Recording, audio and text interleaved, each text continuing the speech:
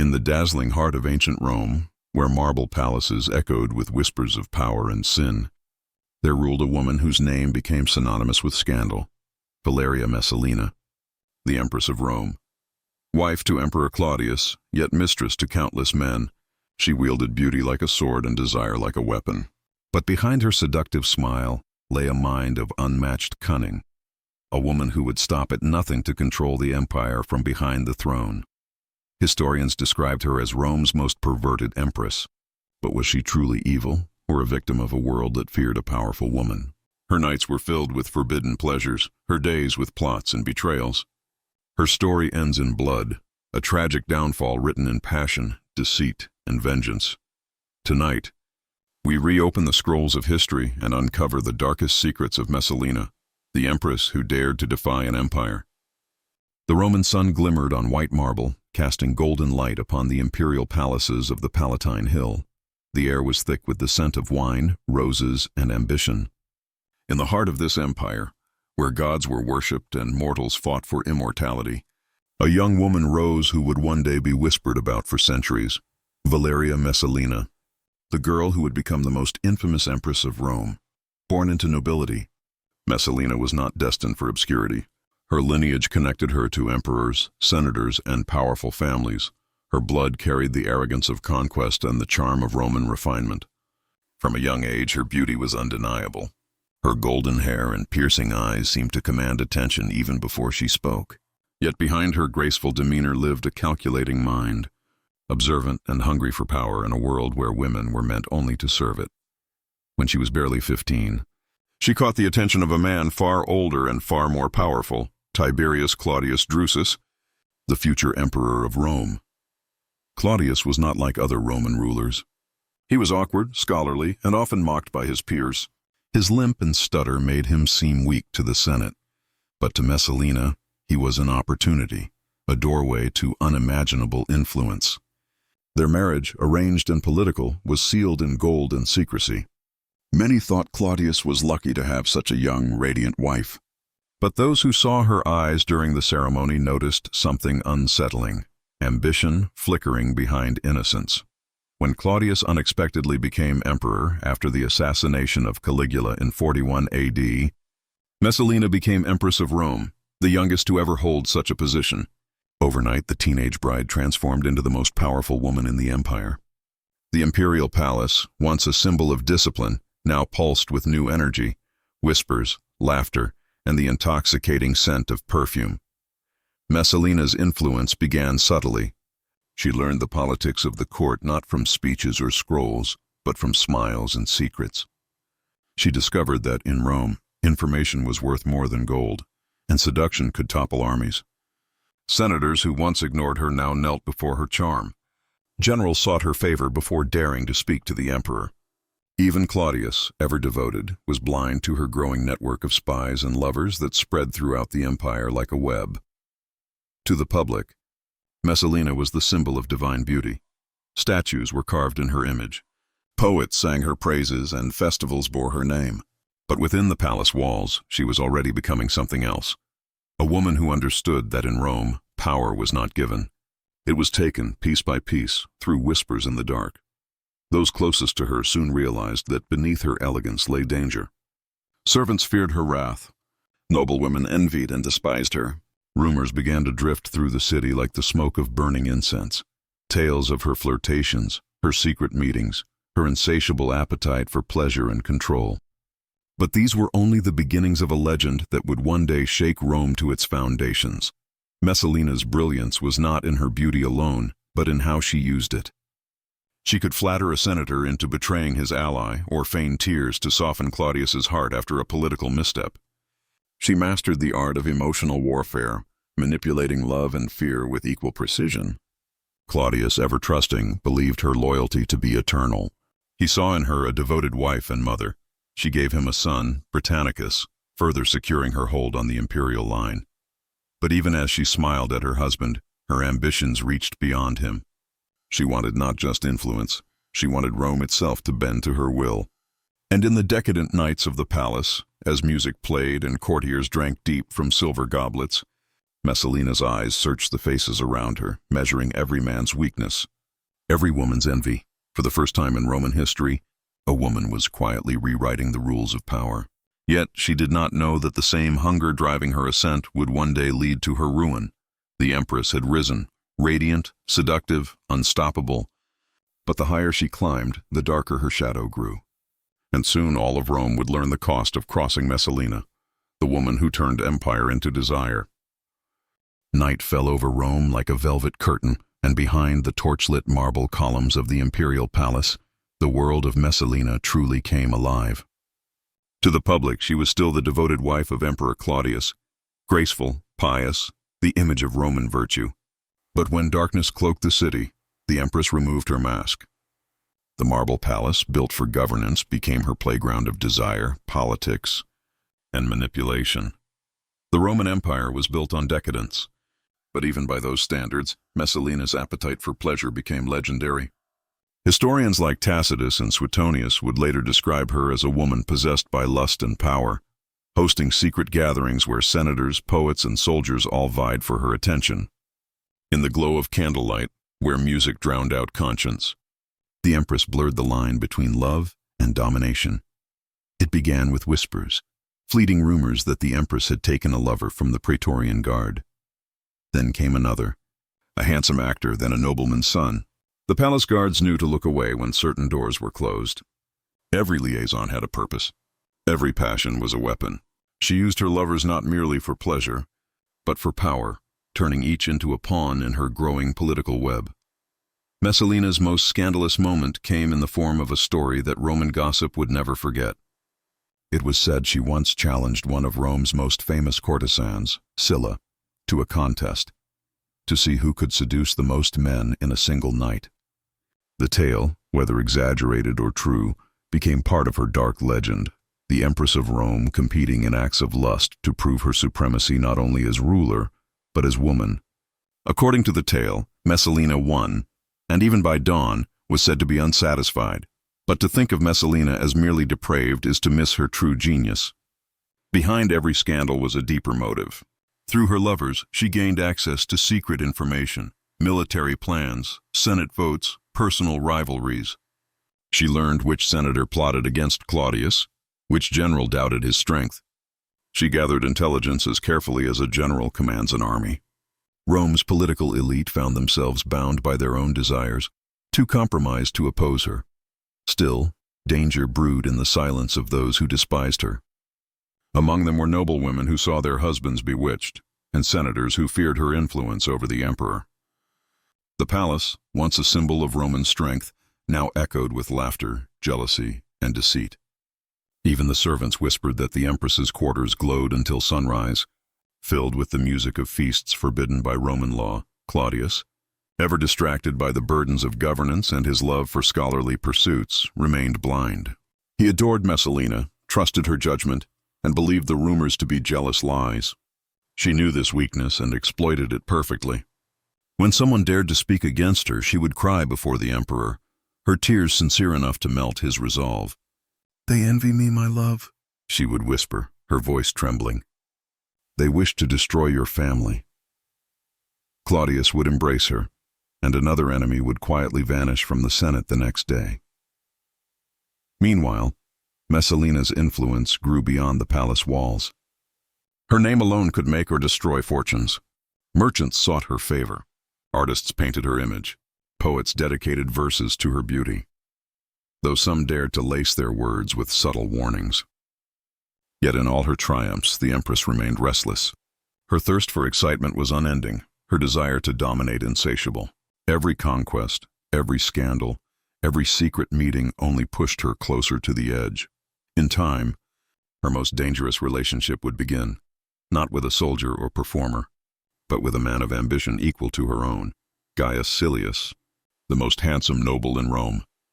Silius was everything Claudius was not, young, bold, and unafraid. Their affair began in secrecy, hidden beneath layers of deception. But with Silius, Messalina felt something new, not just passion, but partnership. Together they dreamed of something unthinkable, ruling Rome side by side. By then, the whispers in the city had turned to open talk. The Empress has gone mad, some said. She seeks to replace the Emperor himself. But who would dare accuse the Empress of treason? The Praetorian Guard answered to her allies. The Senate feared her. And Claudius, still devoted, could not see the storm forming within his own home. In those final nights before her fall, Messalina's palace shone like a temple to excess. Musicians played endlessly, wine flowed like rivers, and the Empress danced in silks worth more than a general's ransom.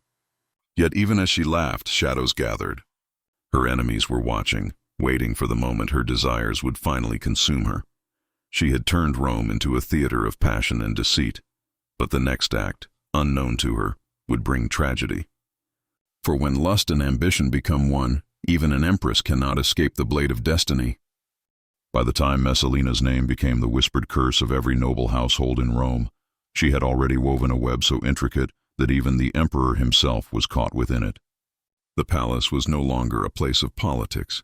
It was her chessboard, and every senator, soldier, and servant was a piece she could move at will. Messalina had mastered the art of control not through fear alone, but through desire. She understood what drove men: ambition, greed, vanity, and she exploited each weakness like a surgeon. Senators who opposed her mysteriously lost their fortunes. Generals who doubted her influence found themselves reassigned to distant provinces. Those who pleased her, however, were rewarded with gold, lands, and titles. Her reach extended into every corner of Roman power, from the court of law to the barracks of the Praetorian Guard. Her chief ally was her own cunning.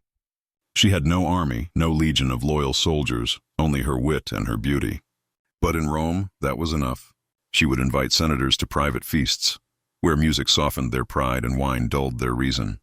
There, between laughter and honeyed fruit, Messalina whispered promises of favor or ruin. By dawn, another man had pledged loyalty to her, not to the emperor, but to the woman who ruled him behind the throne, Claudius. Ever distracted by matters of state and his passion for history, trusted her completely. She managed petitions, appointments, and judgments in his name. She turned the imperial household into a machine of manipulation. But her charm hid a darker truth. Messalina was no longer content with influence. She wanted absolute control. Her enemies began to notice. Agrippina, the ambitious niece of Claudius, watched with suspicion. The Senate murmured about her extravagance, her endless feasts, her merciless plots. But to challenge her was to risk everything. Those who spoke against her met swift and silent ends.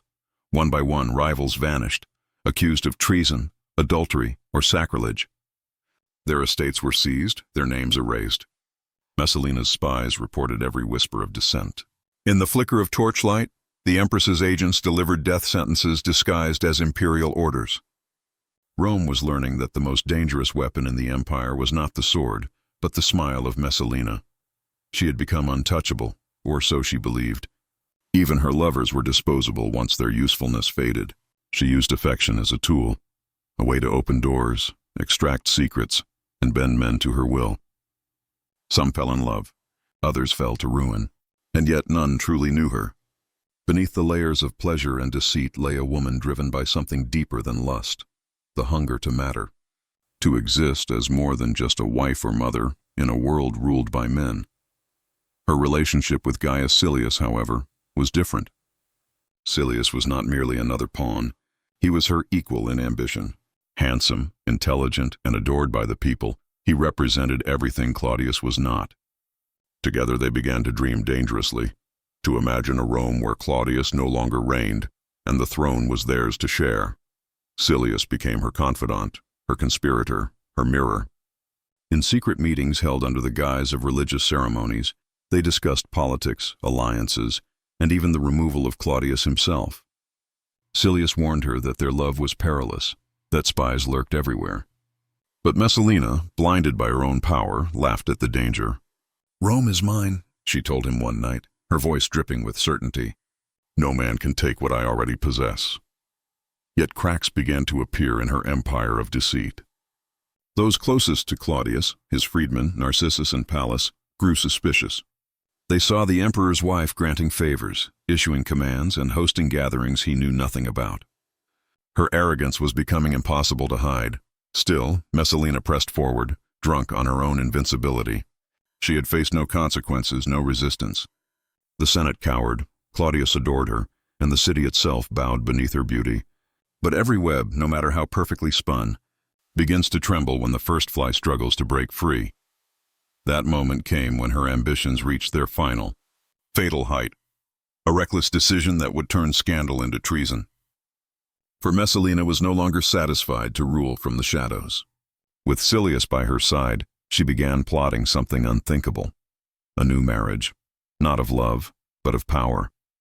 One that would end her husband's reign and make her empress in her own right. It was madness. It was brilliance. It was suicide. And as the sun rose over Rome, the fate of the most scandalous woman in history was already sealed. The city that once adored her would soon demand her blood. For in Rome, the gods could forgive lust, deceit, and cruelty, but they never forgave hubris. By the time Rome began to stir with rumors of treason, Messalina's ambition had already crossed the point of no return.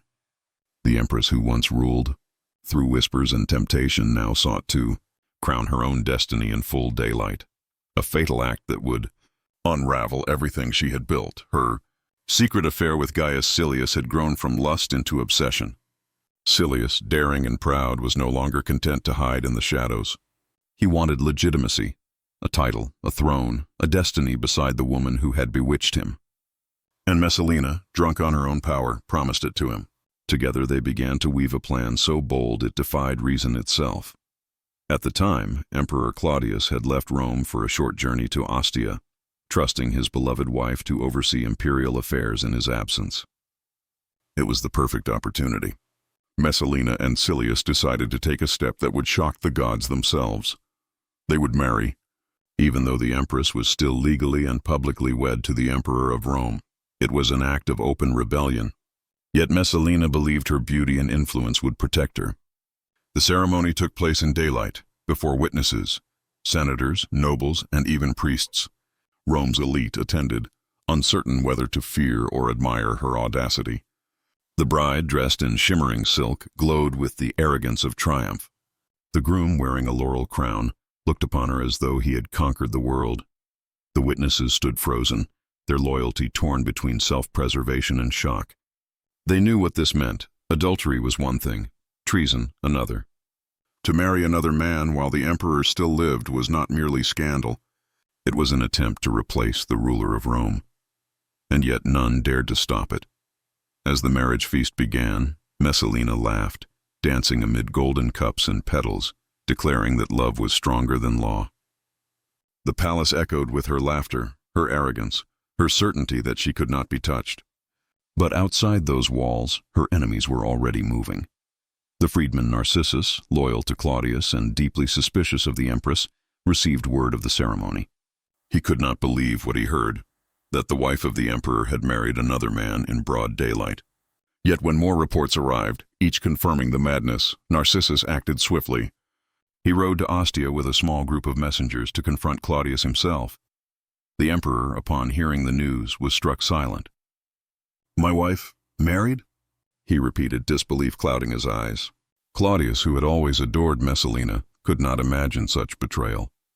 He wanted to send for her, to ask her to explain. But Narcissus stopped him. "My lord," he warned, "if you summon her, she will charm you once more, and Rome will fall." Claudius, trembling, gave the order that would seal his wife's fate. Messalina and her lover were to be arrested, alive or dead. Soldiers mounted their horses and thundered through the city. Word spread like wildfire. The empress had betrayed the emperor.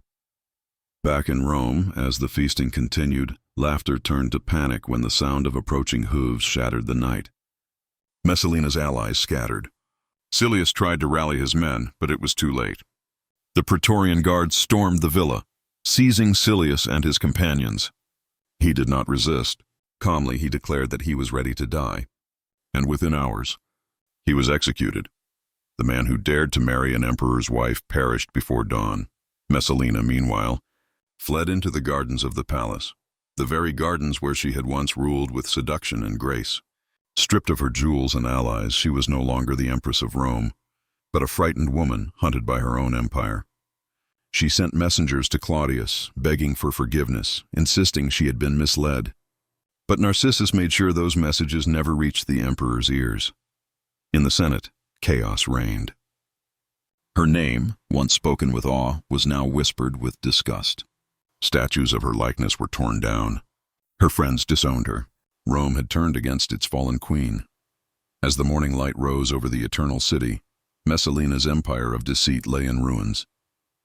The woman who had once believed herself untouchable now trembled in fear, hiding among the flowers of her once beautiful gardens. Her beauty, her charm, her cunning, none could save her now. The world she had built on seduction and lies was collapsing, and every whisper of her name carried the chill of judgment. For Messalina, there was only one question left, not whether she would die, but how. The gardens of Lucullus were silent that morning, eerily silent. Once they had been Messalina's pride, endless rows of roses, marble fountains, and shaded pavilions where she had once held her secret feasts. Now they were her prison. The Empress of Rome, who had ruled with beauty and deceit, now crouched among the very flowers that had witnessed her rise. The scent of jasmine and despair filled the air. Word of her betrayal had spread across Rome like wildfire. The people who once adored her now spat her name with venom. Senators rejoiced at her fall. Noblewomen whispered that justice had finally come. Her statues were dragged from temples and smashed against stone. Every whisper, every rumor, every tale of her indulgence now became a weapon used to bury her memory. Messalina knew the soldiers were coming. She could hear the distant echo of armored feet approaching, the sound of fate drawing near. With her mother, Domitia Lepida, beside her, she waited beneath a cypress tree. "Go to Claudius," Messalina pleaded, her voice trembling. "Tell him I am still his wife. Tell him I love him." But even as she said it, she knew those words could not undo what she had done.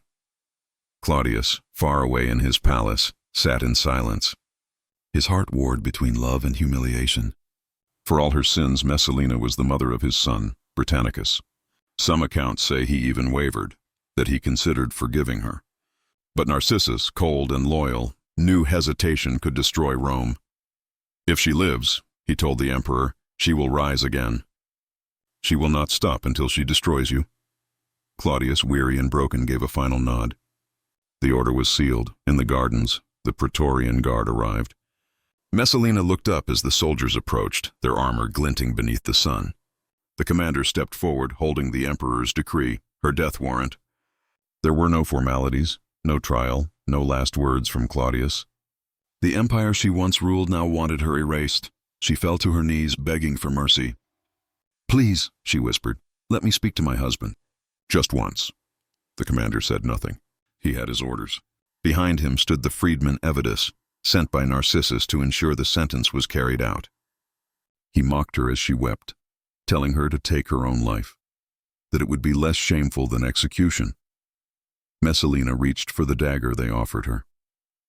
For a moment, the Empress of Rome trembled. The same hands that had written decrees, signed deaths, and caressed lovers now shook uncontrollably. History tells us she tried to end her life, but fear overcame her. Her mother turned away, unable to watch. When Messalina could not do it herself, a soldier stepped forward, and the blade fell. The Empress was dead. The woman who once commanded Rome's greatest men with a smile now lay silent among the roses she had planted. Her blood darkened the soil, the flowers drinking what remained of her legacy. The guards left quietly, leaving her body in the still garden, as though nature itself had turned its face away in shame. When news reached Claudius, he said nothing. Some say he finished his dinner without a word. Others claim he asked for wine and sighed. "Bring me another wife." But those who saw him knew that behind the emperor's calm face was something broken, a man haunted by the ghost of the woman he could never truly understand. Rome moved on, as Rome always did. The Senate erased her name from monuments. Poets condemned her as a monster.